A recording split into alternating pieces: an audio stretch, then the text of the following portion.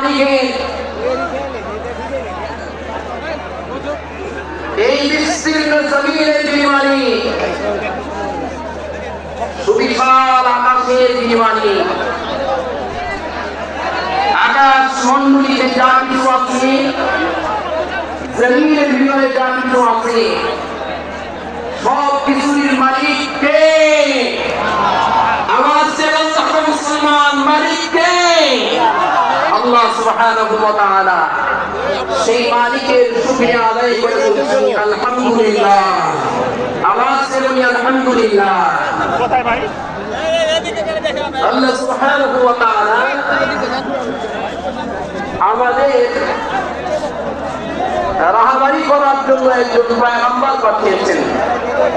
এই পয়গম্বরের নাম মুহাম্মদুর রাসূলুল্লাহ সাল্লাল্লাহু আলাইহি ওয়াসাল্লাম।